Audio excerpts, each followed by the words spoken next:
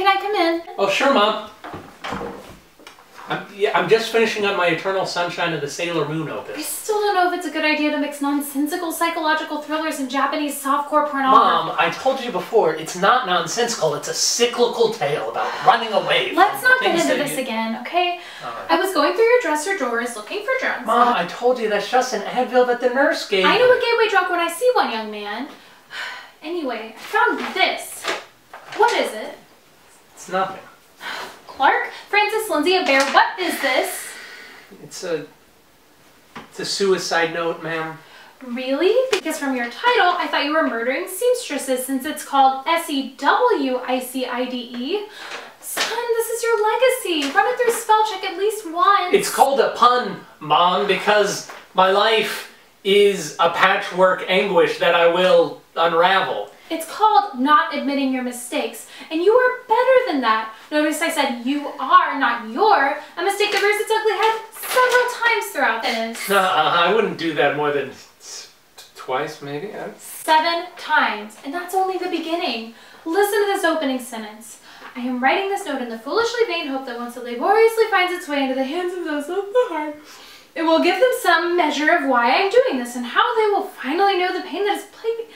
Son, by the time I get through the first part, I don't even want to keep reading. You have to keep the reader engaged. I'm sorry, Hemingway, but the decline of the American attention span is not something that I am going to cater to. Don't you take that tone with me. These are the kinds of notes Mrs. Cooper gives in class. How can you expect to get into a good college if you can't even write an interesting opening sentence? Maybe not everyone needs college, Mom, okay? I'll just, strike out on the road like Kerouac. You wouldn't last 2 days without internet. This is the problem with you. You're always so contrary to what I am. I mean, you didn't even compliment my stirring metaphors. I mean, the dark clouds that invade my life have become expected, and the joyful rays of the sun of happiness have not been seen in many years. I mean, it's beautiful, you have to admit. That's cliched imagery and you know it, son. And besides, this isn't about my skills as an editor, it's about your growth as a writer. Maybe if you were a kinder editor, then I'd listen to your notes more. I mean, look at all the red on that piece of paper.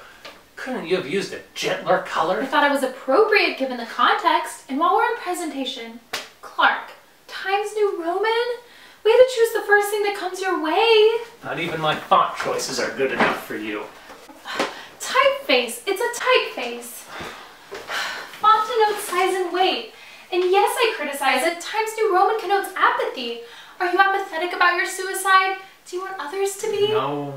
Well, then support your message through your medium. That's what typography is all about. Choose a sad typeface, an angry typeface, and I am alone in the universe typeface. Anything but a default typeface.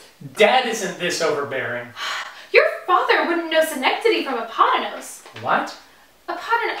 What are they teaching you in that school? Standardized testing skills and how to write a 5-paragraph essay, not weird-ass Latin phrases. It's Greek, Clark. Look at the prefix. And it doesn't look like those 5-paragraph essays are paying off very much because I see neither hide nor hair of a thesis statement anywhere in this piece. No thesis statement? Is the heading suicide note not enough of a thesis statement for you? Suicide, dear? And no, I don't think one scant reference at the top of the page takes the place of an encapsulating sentence stating, I plan to kill myself, before you get into the body of the piece. I am an artist, Mom. I cannot be constrained by your traditional notions of what a suicide note should or should not be. You're an artist, writing a descriptive and persuasive essay who can't even get his point across.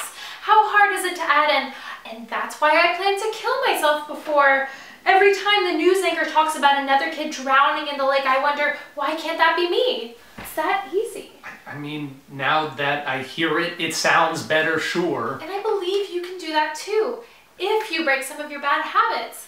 This next section is all too indicative of your writing style.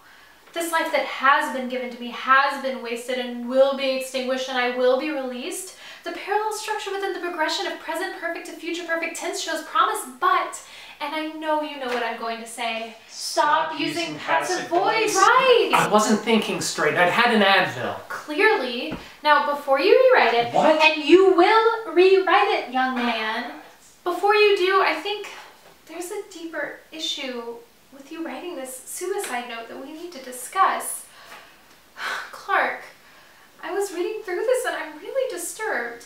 I saw some of the paragraphs and couldn't help but notice there's an odd resemblance to some of the paragraphs in that note from Henry Smith's note down the street. Clark, did you plagiarize? Did you? Did you? He just put what I was feeling into words so well, and I thought no one would notice. I don't care if no one would notice. It's not right. Always cite your sources. The MLA formatting for suicide notes is author first, then time of writing. Then time of death. Yes, I know. Honey, I just want you to be the best you can be. Yes, ma'am. I'm gonna go downstairs and get dinner ready, and by the time your father gets home, I want an interesting and original suicide note that we can be proud to put on the fridge. I don't want any excuses. You won't find any here, ma'am. Good. Mom. Yes? Thanks.